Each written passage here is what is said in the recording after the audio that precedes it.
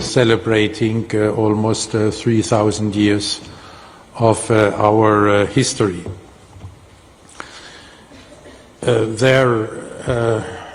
I need to mention a quote of Coubertin again, because he has a quote for almost everything. You know, we'll have this look into the past, into the history tomorrow, and then the next day or the next days we will look into the future, in particular with the election of a new president. And Coubertin said once, you know, the Olympic Games are always a pilgrimage to the past and an act of faith in the future. And this is what we are about to do. We will do tomorrow the pilgrimage to our past, and then the following days there we will perform the acts of faith in the brilliant future of the Olympic movement. Today's executive board was pretty, I can say, uneventful. Only one real decision, and this was about putting boxing on the program of the Olympic Games in LA 2028. After the provisional recognition of world boxing in February, then we were in the position to take this decision, so that this recommendation, of course, has to go to the session. But I'm very confident that the session will approve it, so that all the boxers of the world then have certainty that they can participate in the Olympic Games in LA 2028 if their national federation is recognized by World Boxing. We also welcomed the president of the organizing committee of the Winter Olympic Games French Alps 2030, there Edgar Gros-Piron, who is bringing all his credibility and his experience, in this way following in the footsteps of Tony Estanguet for Paris, as an Olympic champion and Olympic medalist, and a long time involvement in the Olympic movement to this task, and we are sure he will, following again the footsteps of Tony Estanguet, there be a great partner for the IOC, and together we can then deliver brilliant Olympic Winter Games in the French Alps.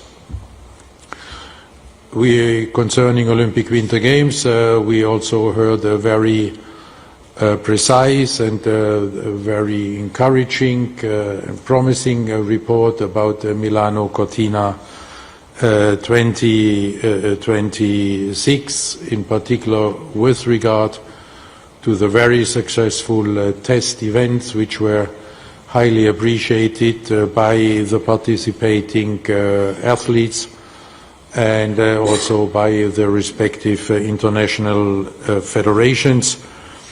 And we also appreciated very much the fact that already now, 1 year before these Olympic Games, 600,000 of the overall 1.5 million tickets are already sold, and we even appreciated more the research they shared with us, which is showing how enthusiastic Italy and the Italians are about these games, where 84% believe that the Olympic values can promote social inclusion and help make sport a driver of change.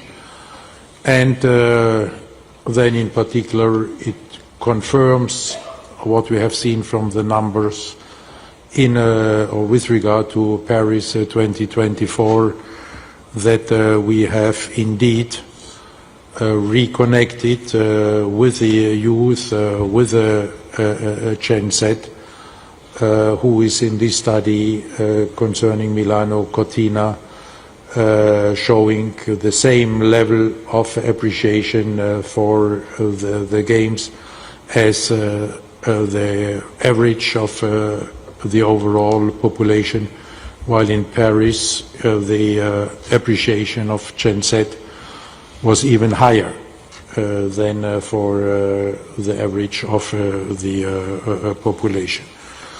Also encouraging, the number of volunteers. They had for 18,000 positions 100,000 applicants. All this supporting these effects of the ever-growing excitement and enthusiasm in Italy for these Olympic Winter Games. I think that's it so far, Mike. Thank you very much, President. Okay, we are open for business. We're ready for questions.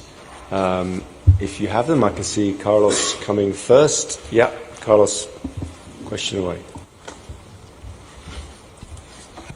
Thank you. Carlos Goldman from Reuters. Mr. President, just on the boxing side of things, does that mean that whoever is now a member of World Boxing can recommend athletes for inclusion, or is there a date by which federations will need to join World Boxing in order for their athletes to be included in the Olympics? Thank you. Well, thank you. I guess, but speaking under the supervision of Kit McConnell, that this will depend on the qualification timing. Kit? Yes, thank you, Carlos. Thank you, President. Exactly as the President said, Carlos, it depends on the timing of the qualification events. Normally, those are somewhere between 2 years before the Games through to closer to the Games. So it's not frozen now, and obviously the provisional recognition and the session consideration of the inclusion in LA we see would be an acceleration of the number of national federations joining, building that already impressive number. But they just need to be members at the time of the qualification events at that specific point in time, as the President said. Thank you. Okay, let's come right down the front here, please. Down the front here. Thank you. Yeah, that's it. Thank you very much. And then we'll come to you, sir, afterwards, straight away. Thank you. Wakaku Yuki from Yomiuri Shimbun, President. Pilgrimage to the past and building the future. What is, of course, the Olympic movement today faces drastic changes, geopolitical uncertainty into the future. Why do you think it is significant to bring all the IS members to the ancient Olympia or Pierre de Coubertin's monument, perhaps? What is the legacy that you wanted to tell to the Olympic movement to go back to the past and then face the future now? Well, first of all, I think my successor is facing less uncertainty than I had to face when I started my mandate. Secondly, it's always good to remember where you're coming from and to remember the roots, and there to get inspired by the fact that already the ancient games were based on values, as demonstrated by the Ecce Sharia, the Olympic truce, already at the time.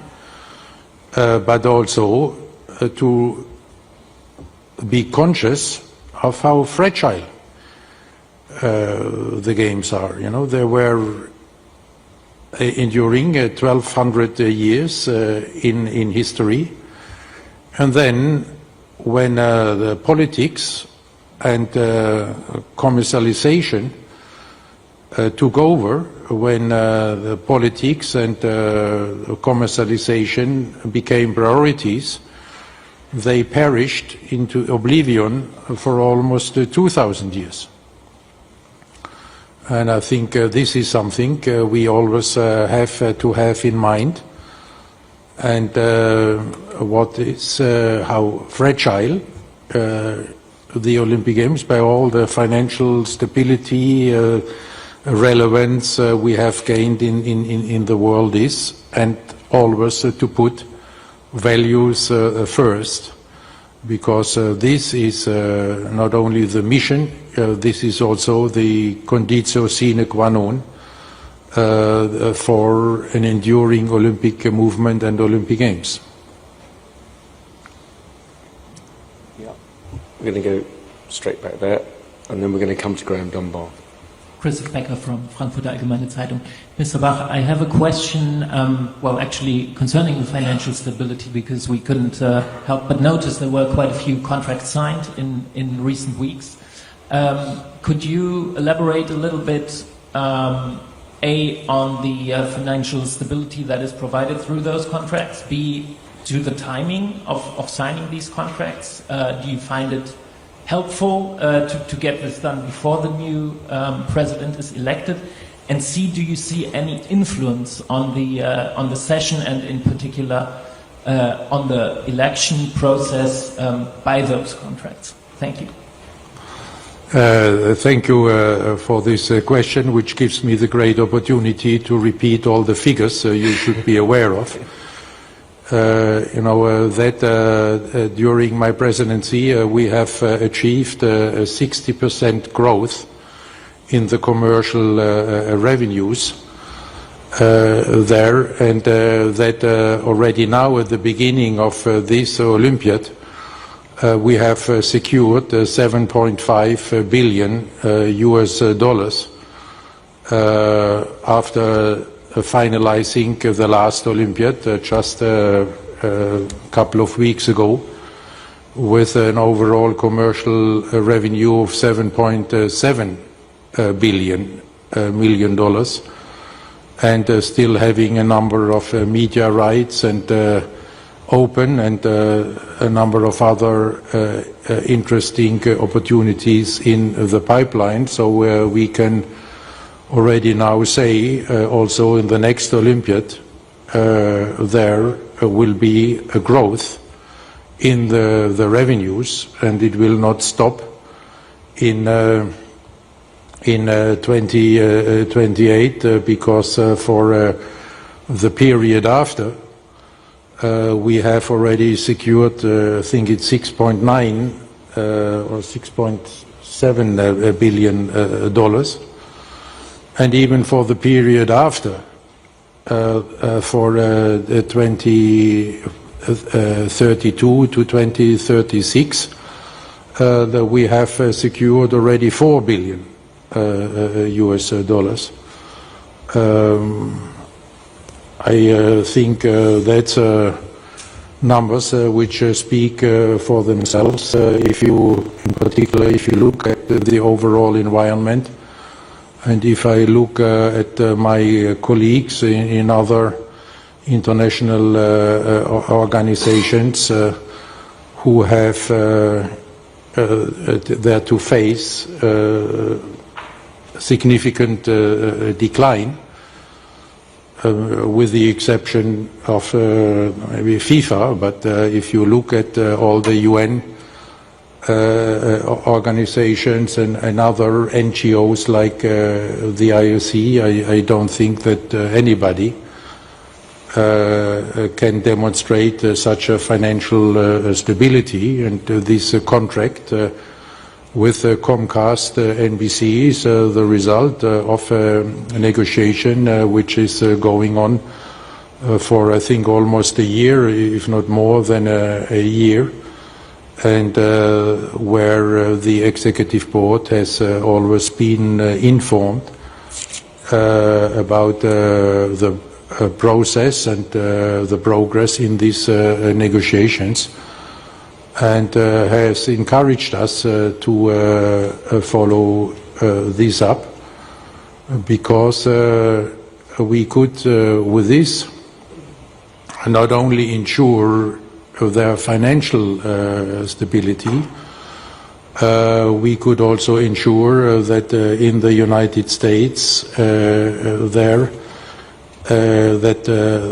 the audience in the United States can fully benefit from the experience of Comcast NBC. This is why these negotiations all the time, and then also the signature of the agreement was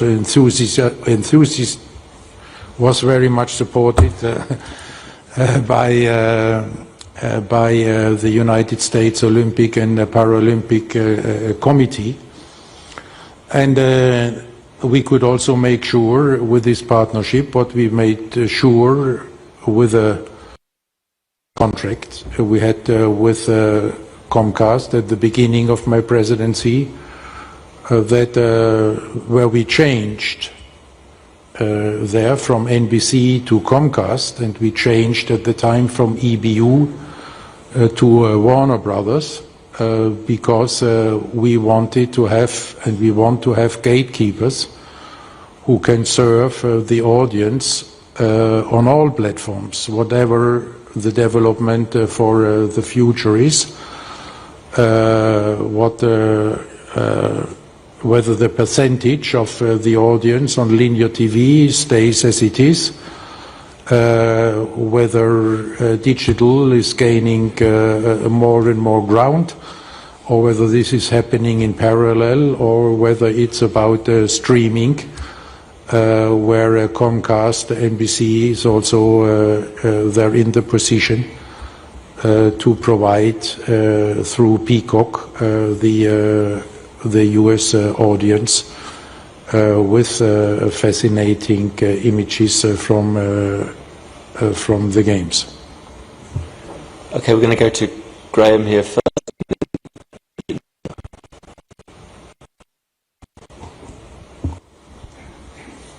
Thank you very much, Mark. I forgot the second part, whether it will influence I don't think so. I would not know how. Because, three of the candidates are in the IOC Executive Board. The USOPC fully supported it. It's also an extension of an existing contract with an additional advantage of which we can benefit already now. So there is, we have generated income from now on. I would not know how this could influence the election. Thanks, President. Okay, Graham Dunbar. Hello, Mr. President. About influencing the election, I mean, it's become part of the narrative of the campaign that maybe you have a favoured candidate.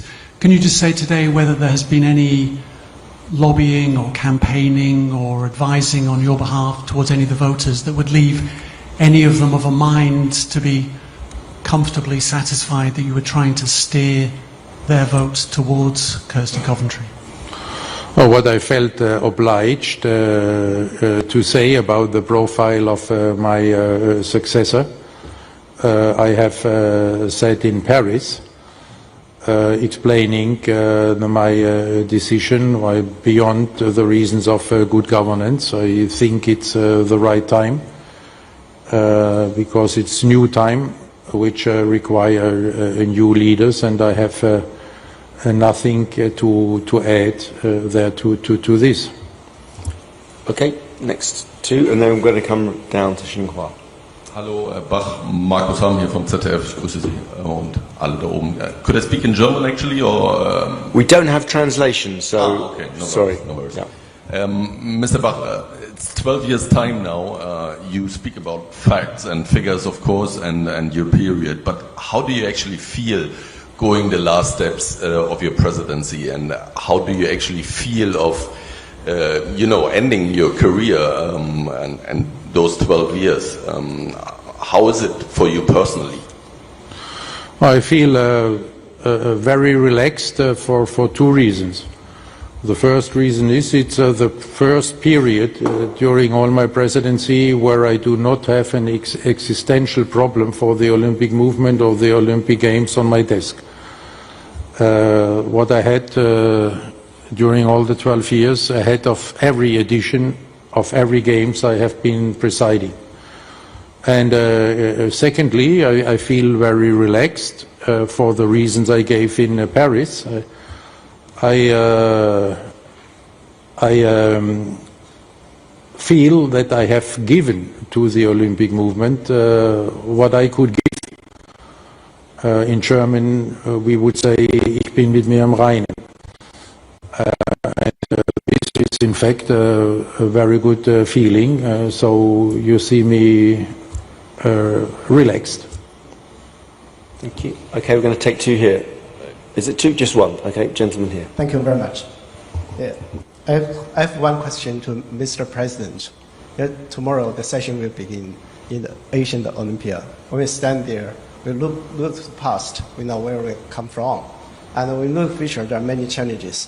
So as a president with many successful innovations, how do you believe the IOC should balance the traditional Olympic venues with today's challenges? Thank you. The only advice that I can give to my successor is, first of all, keep putting the athletes at the heart of the Olympic movement.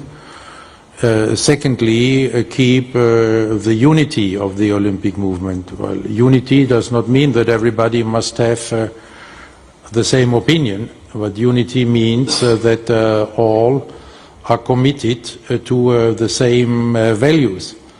And in order to keep this unity, you must follow two principles. The one is solidarity. By the President of the IOC, Thomas Bach, by Christophe Duby, Executive Director for the Games, and by Kit McConnell, the Sports Director. Normal rules apply. The President, by the way, will make a short introduction. We do have some questions online that we may or may not go to as well. The Olympic movement, and must have the chance to develop, to grow, and to try to close the gap in the Olympic movement between the privileged national Olympic committees coming from privileged countries and coming from less privileged countries. And that also means that each of these national Olympic committees must not only have a voice, but must have a vote. And the second principle is the political neutrality, because if in this, in particular in this situation we are living in, there geopolitically, where a new world order is in the making, you may see attempts from one or the other of these emerging blocks, one or the other of these major players in this new multipolar world, may try to pull the Olympic movement on their side, given the relevance we have reached there now in the meantime. And if there the Olympic movement would take the position in favor of one or the other of these new blocs or emerging powers, then the Olympic movement would be torn away. Then it would not be a global movement anymore. Then it would just be another instrument, another tool for politics to divide this world even more. Thank you. We're going to go right to the back here. Yeah, gentleman there. Thank you. Hi, Mr. President. You mentioned earlier that you feel more relaxed now that your presidency is coming to an end. Looking back a little bit at your tenure at the IOC, what do you consider the most, the biggest achievement in shaping actually the IOC under your presidency? Of course, I feel you probably have a lot of emotions right now going through you. And what do you think, what would the key achievement of taking away of this presidency, and what do you think that you could have done something different, perhaps? No, there is, that's not up to me. What is the key achievement? We will try in the session to look back, at the achievements, and there it's very by highlighting the results of the different Olympic agendas. And there, I think it's extremely difficult to put one out because these agendas, whether it's the Olympic Agenda 2020, whether it's the +5, whether it's the Olympic Artificial Intelligence agenda, they're all jigsaw puzzles. And so, the whole picture has to fit. If you can put a focus on gender equality, if you're not looking at the new sports to be attractive for the young generation, you will be disconnected, and therefore very difficult to figure one out. And then what was more difficult to organize in the interest and for the sake of the athletes, the Olympic Games in Tokyo during a pandemic, or managing to get the athletes from all the 206 NOCs to Paris without any boycott. I don't know. It's the summary of the question.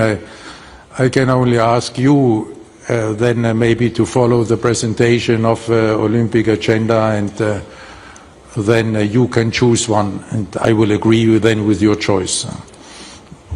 Thank you. Yeah, I think there's a gentleman down here wanted a question.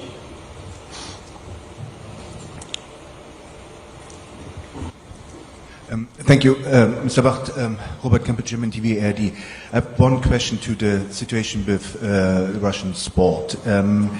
Could you tell us, are there at the moment any talks, for example, with Russian sports officials or Russian sport organizations of bringing the Russian Olympic Committee back to the Olympic movement? If yes, could you tell us a little bit about this, the impact of these talks? And if not, in your point of view, what for conditions needs to be fulfilled that these kind of conversations could start from your point of view? We have always maintained on the working level contacts, not on my level or the level of the executive board, but on the working level, the contacts have always been maintained. There is nothing to report on this. There can be no results on the working level. And secondly, the conditions are very clear. They have to follow the rules. Everybody in the Olympic movement who is following the rules of the Olympic Charter is welcome.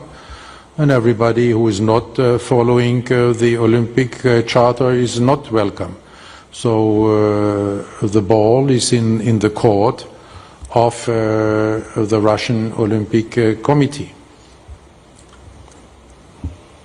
Okay, I think we've come to an end, unless there's a final. Yes, we'll have a final question down here. Mr. Bach, Markus Tepper, ARD German Radio. Looking beyond next Thursday, the transition time between the election and the handover to the new president is about 3 months. And I took a look into the charter, and there's nothing to read about the transition time. And when I remember when you were elected 12 years ago, you put in work high speed. 3 months later, we were in Monaco for an extraordinary session. So why do we have such a long transition time this year? Well, first of all, it's not a long transition time, and we have introduced it exactly for the reasons you are mentioning. I had a transition time of 2 hours and had to spend it in the session. Then I arrived in Lausanne, and there was no transition. And this was a situation I did not appreciate, and therefore I made the proposal to the Executive Board to have this transition time as an offer to then the President-elect to come to Paris to be made familiar with the management, with the people, of which I knew the top, but not the rest, to become familiar with working mechanisms, to become familiar with the many institutions and organizations that we are working with, not to have then the new president having to go there and say, you know, I'm the new one, and what happened in the past, and what can we do? But there again, if the successor wants to introduce them and to hand over in a way you have it in many governments. You have it in business. You know, where for CEOs you have a transition period, you have transition periods for the presidents of a country, so it's not something we invented out of the blue. It's a service for the president-elect. Thank you very much. I suspect we'll be seeing an awful lot of each other over the next few days. Thank you very much, President, and thank you very much to Christoph and Kit for their contributions. Thank you.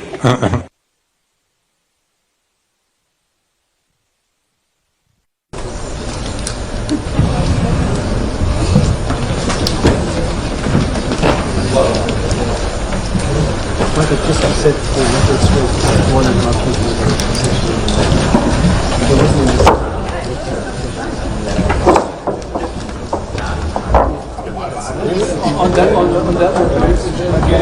yes.